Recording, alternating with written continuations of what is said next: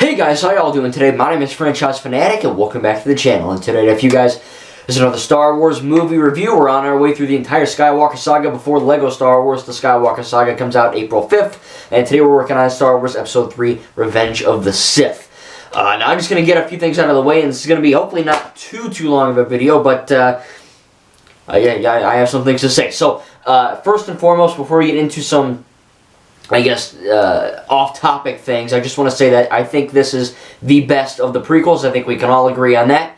I really do think that, I'm going to start off with negatives, but I do think that in terms of a Star Wars film, it's perfect. They're all perfect. All 12 are perfect. But as a movie, this has a few issues, but it is significantly better and well made than 1 and 2 on essentially every single level. Now, with that being said, I do think there are some issues which we'll get into, but obviously the CGI is great, the acting is better, the writing is better. There's a lot of awesome stuff that happens that sets up the originals and even the sequels, which is really cool. Palpatine is freaking great. I think Ian McDiarmid is a fantastic actor in this, as he is in every other Star Wars film, but I do think that he's really good in this one. But as far as negatives, I would say that the CGI is a lot better. However, there are a few creatures and shots where Obi-Wan gets on some kind of a creature, or is that iguana thing that he rides on Utapau. Some of it looks a little wonky, but again, it's from 2005. But that being said, for a 2005 film, this is flawless for 2005. I mean, it freaking looked really good. But there is so much CGI that that there's this one shot toward the end where they're all walking down a little, it kind of looks like the Tantive Fort from A New Hope, like a corridor of a ship, and it's all CGI, or it's all practical. They've built a physical set that they're freaking walking through, and you can immediately tell it's real. But it's funny because there's so much CGI background, planets and volcanoes and whatever. It is kind of jarring where you're like, whoa, it's bright white, and it's like, Jesus, that's real. You can tell immediately. But other than that, the CGI isn't that bad. In terms of acting, I think everyone is better. Obi-Wan is still great. Ewan McGregor is still great. Natalie Portman is best in this film. She was not that good in 1. She was pretty good in 2. And I think she's not great, but a lot better in this one as well. Her emotions are better. There's scenes where she's literally crying, and I can believe that she's in anguish and pain. So that's good. I mean, I don't want her in that state, but, at least I believe it this time. Regards to, Hayden Christensen as Anakin, let me just say that I don't think he's the best actor in Episode 2. However, he is not, in the context of canon, he is 19. He was basically training in Coruscant, the temple, and he went on a few missions with Obi-Wan, but essentially he was training with Obi-Wan for 10 years straight, practically. And the first time he sees a woman that isn't carrying a lightsaber is Padme. So yes, he's nervous, he's awkward, he's weird, he doesn't know how to flirt or talk to women. He's 19, and he's literally been stuck in a temple training. So, with that context, I understand it. However, there were a few lines in 2. Again, you can go watch that review. But in this film, with the context of the Clone Wars show, this is a lot better. Not only has he been with Ahsoka, he also, kind of understands, I don't want to say he gets women now, but, he understands Ahsoka, he understands Padme, they're freaking married at this point. I hope he would. But, there's so many really good things in this film with Anakin. He's a really good actor in this. He's not perfect. There's one scene in particular where this is kind of bad, where him and Padme. It starts out good. It's a good scene. Padme's like, oh, I want to have my baby on Naboo, and we'll have him by the garden. And then Anakin, I get what George Lucas was trying to do. He's trying to do like a playful teasing thing, but it just comes across as really effing weird. And this time, it is Hayden's acting. It's not. It's his line delivery. She's like, oh, I only love you because I'm so in love. And then Anakin says, no, it's because I love you. And it's like, what? Like, what? That makes no sense. You know what I mean? Oh, I love you because I'm so in love. No, I love you because you're beautiful because I love you. No, you're, what? You know what I mean? If he said it like, no, it's because I'm so in love with you, and then he laughed, that would have been better. But he goes, no, it's because I'm so in love with you. And he plays it very straight and very serious, and he should have said it more teasefully, more kind of playfully, because they're flirting. That's what they're doing. And it just comes across as really weird and robotic. That's really the only scene with him that isn't that bad. There's a few scenes where he goes, "You're coming in too hot," and he kind of emphasizes the T. It just kind of sounds a little weird. Again, that's a nitpick, not really a negative. But other than that, I do think that the acting is significantly better from him. Maybe he had lessons, I don't know. Maybe just better with age, I don't freaking know. But, in the context of the canon as well, going from, 19 awkward, weird teen to, I guess adult, awkward, weird adult to more, again, he's been through, if you watch the whole Clone Wars show, you'll know. He's been with Ahsoka, he's been through all these battles. It is really cool to see, though, at the start of Episode 2, Anakin and Obi-Wan, that first elevator ride scene is awkward, where he's like, not since you fell into that nest of gun dogs. And he's like, no, I rescued you, remember, Master? And he's like, oh. It is kind of weird. And it's supposed to be awkward weird, because they're friends, but it is still kind of weird, like, Qui-Gon was really supposed to train Anakin, and he got killed. So he's like, Obi-Wan, you do it. So Obi-Wan was really never even supposed to have a Padawan, kind of like Anakin with Ahsoka. And, toward the Clone Wars TV show and all that, and Clone Wars film, you do see their relationship as friends build. And then in this film, the very start of the movie, you can tell their chemistry is better. Because in the canon, they've been together as friends longer. They've been on missions and they've done this and that. So it is really cool that they did that, I like that little touch. And then as far as other negatives, I'm trying to think here. I think there's one scene where, Darth Vader is essentially born and he kind of rises from the chair. It's one of the best shots in the entire Skywalker saga, where he's slowly rising up in the chair. I have it in some of my tributes. And, Palpatine, it's one of the best scenes in the whole Skywalker saga, easily. Because not only is that shot cool, but, the whole reason why Anakin even turned to the dark side, besides the council not really liking him, or, Ahsoka leaving, or Padme wanting to, not wanting to, but, dying, Anakin, becomes Darth Vader. He turns to the dark side to essentially, save Padme from death, and, it doesn't really work out, and she effing dies, and Palpatine's like, no, in your rage, you killed her, which is false, maybe, we don't know, and then, it's a powerful scene, because Anakin, the whole reason why he turned evil was to save Padme, and she died anyway, so all of that was completely for nothing. And now he's stuck as a servant to Palpatine, is stuck as a servant to the dark side. And he goes, no! And it's the cheesiest effing no I've ever heard in my entire life. James Earl Jones is a really good voice actor, but if he was more like, nah, more like, nah, then no, it's like, what the piss is this? Like, stop that. It's such a good scene. It's so freaking good. And then he's just gonna go, no! It's like, oh my god. It's so effing cheesy and lame. Again, it's a great scene. It's just that one part is very bad, in my opinion. But other than that, those are really the negatives. I think that the movie looks fantastic for 2005. Yes, there's a butt ton of CGI, but thankfully it looks really good. The acting, again, is better from everyone. The writing is better from everyone. I think that, one of my favorite things is just the fact that, Palpatine and Anakin are like sitting in that weird like fish opera thing in the bubbles, and it's one of the best scenes of the whole saga as well. Just from Palpatine or Ian's acting alone. Just sitting there like, did I ever tell you about the story of Darth Plagueis the Wise? It's just...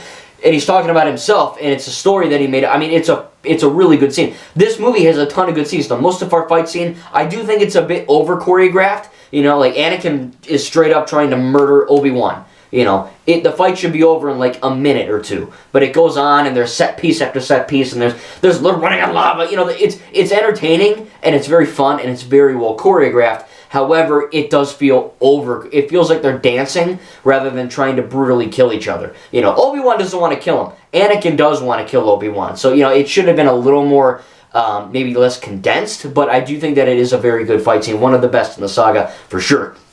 And I do think it is really cool, now that we have the entire 9 movies, that it is really cool that, Palpatine is like, hey, turn to the dark side, and, maybe you can save Padme. Before, he's like, you'll do it. Turn to the dark side, you'll save her, no problem. It's going to be great.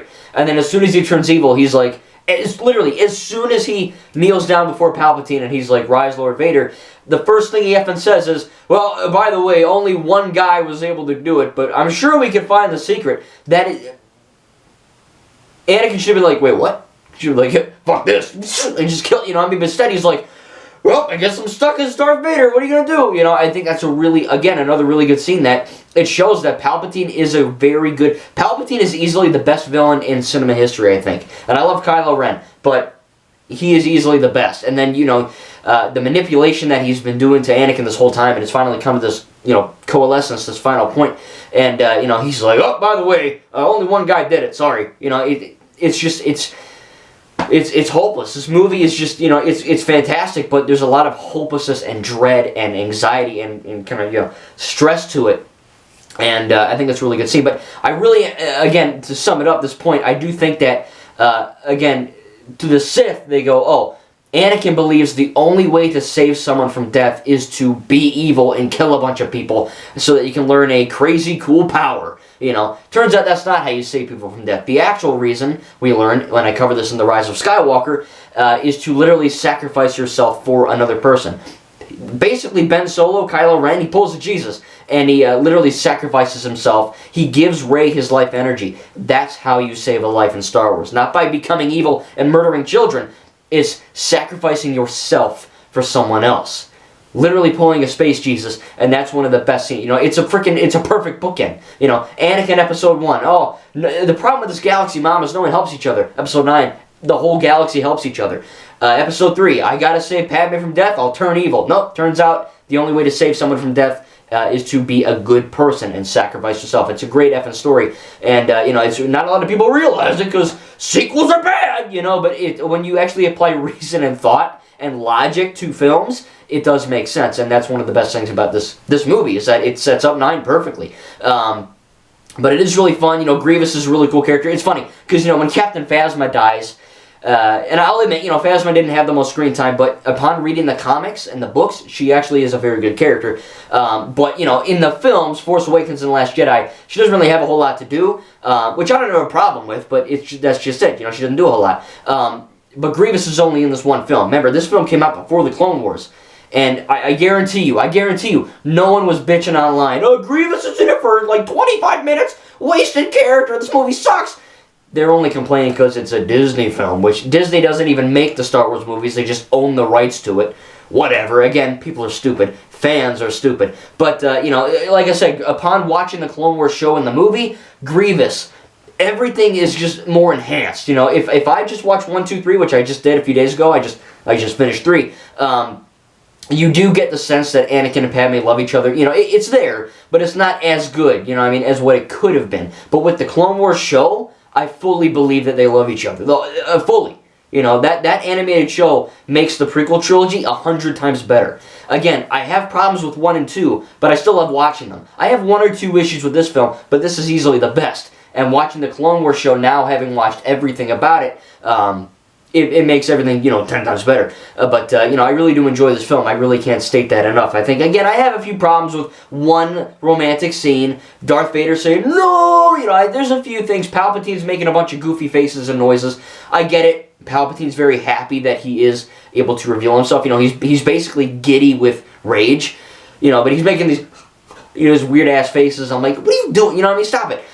There's one scene where, Palpatine, it is really cool, that Yoda kind of force pushes Palpatine into, like, a chair and you see his butt, and it's just kind of funny. And that's a good scene because Yoda essentially is like, look, how stupid you look. Like, Yoda is obviously better than Palpatine in terms of power, and we pretty clearly see that. And, he just kind of makes a mockery of the most evil man in the galaxy. And then there's moments where he's like, just like kind of squealing and making weird noises. I get it. Palpatine really, he's very strong. But Darth Vader, Anakin, is 10 times stronger. So I get it, that's trying to show that he's a little weak compared to Vader. But that scene's kind of weird because they kind of make Palpatine look like a doofus and an idiot. He's just kind of squealing like a pig. But I do think that fight scene with Yoda and Palpatine is effing awesome because Palpatine is a manipulator, that's what he does. He's been doing it ever since basically the birth of the franchise when he was in it. And to finally see him fighting Yoda in a big empty room full of all those little space chair things that everyone had these squabbles of political debates in. It's really cool to see that even Padme says this is how liberty dies with thunderous applause. One of the best lines George has ever. And there's not many good lines, standout lines in the prequels in terms of like, wow, that's a genuinely good line. But that is a genuinely good line. And we see Palpatine effing with Yoda, just not literally, fighting with Yoda, I should say that. And, it's a very much a intense moment and, kind of showing like, look, Palpatine did this, just an empty room, and when he does this, everyone's like, oh, he's going to bring peace and justice to the galaxy. No, he's not. He's going to screw you over. And I think that's a really powerful moment. So there's tons of good moments in this film. The opening, act where they're just trying to fight Dooku and, save Chancellor Palpatine is one of the best, it's my second favorite opening in the saga. I can't stress enough how good George nailed the dynamic between Obi-Wan. Again, episode 1, he doesn't really want anything to do with him too much. He's like, all right, well, my master died. I guess I'm training you. 2, it's a little awkward. The Clone Wars is a lot better. And then by 3, you can tell they're close friends. So that's really cool to see the progression there. Again, 1 or 2 CGI moments in there. 1 or 2 scenes that are a little bit cheesy and corny, but this is a very well-made film compared to 1 and 2. And on its own, it's still a good film. But, it has a few issues. You'll see when... This is essentially... From here on out, every other Star Wars movie, I really don't have that many negatives for. And, I do love the prequels. Don't get me wrong. I'm not a prequel hater. I love them to death. But as films, they got some issues. But this one has very little. And the good far outweighs the bad. I mean, this movie is epic and awesome and sad, disturbing, very violent and, very much... as you know, I don't think Star Wars is for children. I think it's for teenagers and up. And this is the first one to be rated for teenagers and up. I think really 1 and 2 should have been as well. I don't know what the MPAA was doing, whatever. But I do think that, like I said, there are so many epic moments in this film that, some of these cheesy moments, it's not that bad compared to it. Now, I would have done it differently, I would have had, possibly Darth Vader, maybe... do like this with his hands and like kind of force choke Palpatine a bit, just like to show his rage, but whatever. Now in terms of Padme's death, a lot of people are kind of weird online. Apparently, when I first heard, Padme died from a broken heart, I was like, oh, that's lazy ass writing. Turns out in science, in real life, not Star Wars, in real life, people can die from a broken heart. Apparently it's a real thing. People just say F it non-life and they just die because they just have zero hope. And that's, it's bad, but, apparently it's a real thing. Now, do I think Padme just died because she was super depressed? Maybe, but again, let's be real here. Darth Vader did just force choke the crap out of her lungs like 48 seconds ago before she passed out. And, then she passes out, and then, medically she's fine. She's not like, stabbed or punched or kicked or whatever. We're just losing her. So A, she's either dying because she's died of a broken heart, it's that simple, or B, that plus a combination of, Darth Vader literally breaking your windpipe, 20 minutes before. So I guess there's that. But, I think it's really cool to see Padme, that funeral scene with her holding the Japor snippet or whatever, the tree thing Anakin carved for her in Episode 1. And then we get the, essentially the setup for the Obi-Wan Kenobi show coming out May something, and I think it is very cool to see, that, because we know that Obi-Wan's going to be on Tatooine watching Luke. We know that he's going to essentially be talking to Qui-Gon Jinn, because Qui-Gon Jinn was able to essentially become immortal with the Force Ghost thing, so that's kind of cool. Yoda learned it as well, and of course we know Luke learned it, and Leia, and all that stuff, so that's kind of neat. But, this is really the blueprint for the originals and the sequels in a lot of ways, Not only the Death Star is operational, not only is the Empire here, but we also, again, know the true way to save a life. I think that's a really important message. Not a lot of people probably picked up on it. The sequels don't connect to anything. Yes, they do. More than you think, actually, which is pretty cool. But, again, I truly do love this film. Again, I have issues. Very little, maybe 2 or 3 compared to Episode 1 when I had like 4 or 5, 6. But this is a very good, it's a perfect Star Wars film. But in terms of a film, I'm going to give Episode 3 Revenge of the Sith an A. We'll give it an A-. How about that? We'll give it an A-. I would have given it slightly higher, but again, the Darth Vader really does break the scene. That whole oh no, I love you because I'm so in love. No, I love you because I'm so... It's just, what is going on here? And then, some of the CGI moments are a bit wonky, but again, nothing stands out. Dooku, you can tell they're face replacing, just like Episode 2. However, it is a newer film compared to that, so it does look a little better. Palpatine, when he's fighting Mace Windu, it's kind of a weird scene. Besides all the goofy faces he makes, he is just kind of, you can tell it's a CGI face for a lot of it, which I get it, he's an old dude, but, you can tell. And then, of course, we have Palpatine saying, "Get." I don't know what the hell he's saying, I don't know what he's doing. Maybe he's cluing in Dooku, like, hey, behind you, Anakin. And that's how he turns and kicks him. Or he's just trying to, I don't know, he had a stroke. He just says, "Get," like that. So I don't know what the heck that was. I don't know, is there a canon reason why he goes, "Get," or is it just like a blooper and George was, too lazy to, fix it. I don't know. Tell me in the comments if you know, because I actually want to freaking know that. But I do love this film, truly. Again, 1 or 2 issues doesn't really stop anything. Even episode 1. I have issues with those films, but I still love them. I love watching the prequels. The prequels are amazing films. As Star Wars. As films, I got some issues, but I do think, as a massive Star Wars fan, Star Wars is my second favorite franchise. This is a fantastic film. Now, quickly, I just want to before we end off, again, A-. The prequel trilogy is over. Next, we're moving on to Episode 4, A New Hope, the original trilogy, and I cannot wait for that. But, yeah, man, I love the prequels. I can't wait to play them in this new LEGO game, and I'll watch them any day of the week, flaws and all. I think they're very, very fun films to watch. And now I want to quickly touch upon the Chosen One aspect, because I just kind of wanted to briefly talk about it. So, in Episode 1, right, Qui-Gon Jinn is like, this boy... there's something special about him. He's the Chosen One. And then it turns out Anakin is the Chosen One, and, he's set to, bring balance to the Force. And then, of course, we all know he turns into Darth Vader. Now, in the end of Episode 6, Return of the Jedi, when he kills Palpatine, he technically does bring balance to the Force. Palpatine technically does die, except that, the Sith cultists on Exegol bring him back via Sith dark side magic, so to speak.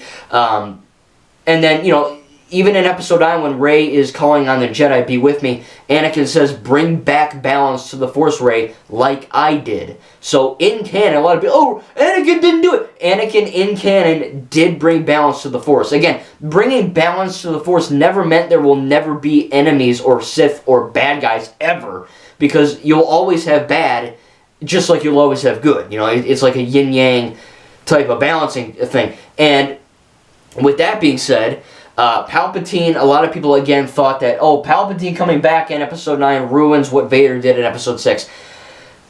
That is the most objectively wrong thing I've ever heard in my entire life. And if you think that, I'm about to change your mind. So, in Episode 6, when Vader kills Palpatine, right, yes, he fulfills the prophecy, but I guarantee you, when Vader is throwing him over the shaft in the Death Star 2, Darth Vader, Anakin, he's not thinking, I'm fulfilling the prophecy, hell yeah! No, he's killing Palpatine.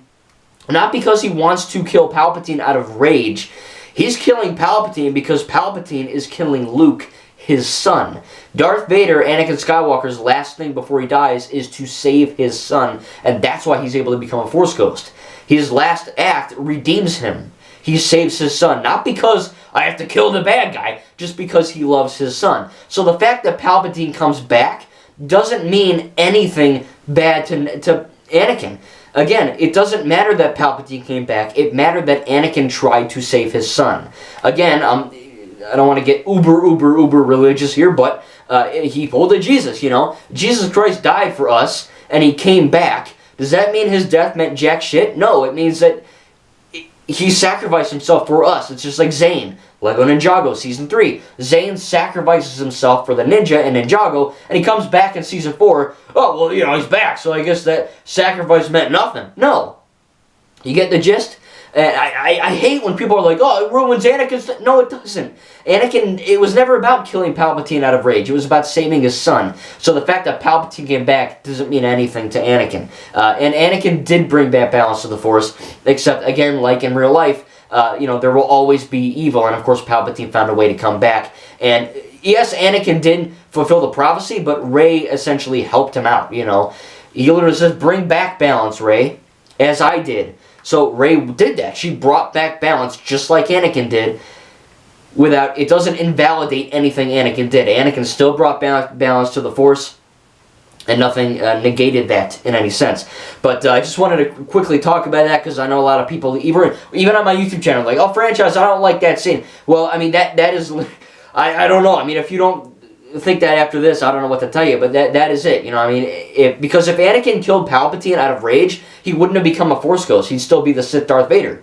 Because, again, Jedi don't kill out of rage. They kill out of protection. And they don't even want to kill. It's like a last resort kind of thing. So, it makes perfect sense. And really, the prequels work perfectly as Star Wars, and so do the originals, and so do the sequels. And now that, I guarantee you, if you watch one movie a day like I'm doing, 1, 2, 3, 4, 5, 6, 7, 8, 9, 1 a day, it will all make sense. I know people are like, the sequels don't really make sense within the grander scheme. Yes, they do. These fans either just don't want to see it because they're too hateful or they're just plain stupid. But they do make sense. I mean, trust me. I mean, they do. I'm not stupid. But it very much is a fact that this movie really does set up the originals and sequels perfectly, and I think it's a very well-made film. Again, I have a few gripes, but again, Revenge of the Sith gets an A-. Cannot wait for episode 4. Again, sorry, I just wanted to talk about the whole Chosen One thing, because I just had some qualms. I just had to say that, but I think it's a really good thing, you know what I mean? And again, the sequels amplify that perfectly. The sequels also bring back Palpatine perfectly, but we'll get into that when I cover the sequel trilogy. But right now, the prequel trilogy is over. I had a lot of fun watching the films. Again, the prequels do have a lot of issues. I think everyone can agree. You know, some of the writing's a bit weird, some of the acting's a bit weird, some of the line delivery's a bit weird. There's just some goofy things in there, but as Star Wars films, they're flawless. And as films, like I said multiple times, they got a little bit of problems, but they are very fun to watch still. So, anyway, that is my review of Revenge of the Sith and the cap of the prequels. Cannot wait for episode 4. Again, I also cannot wait for LEGO Star Wars, the Skywalker Saga, April 5th. Again, what I'm going to do on that day, if you haven't seen the video, I'll unbox it April 5th. I'll play it for myself. I'm going to complete every movie by myself first on my Series X. So, for example, I'll do episode 1, The Phantom Menace, and then as soon as I finish it on my Series X, I'll then move on to my base Xbox One, and I'll record it. So, the videos are still going to come. Hopefully, they'll just be a little bit, they won't be maybe on April 5th, 6th, or 7th, but they will be on the channel nonetheless. Again, I'm still covering LEGO Marvel 1. Look out for a video on that very, very soon, if not already by the time this comes out. And I've got so much more awesome stuff planned. But again, I love watching Star Wars. I'll give it any opportunity I have to watch them. And I really do enjoy this film. So anyway, tell me in the comments down below what your favorite movie of the prequel trilogy is. I cannot wait to move on to A New Hope. Thank you guys, and we'll see you in the next video.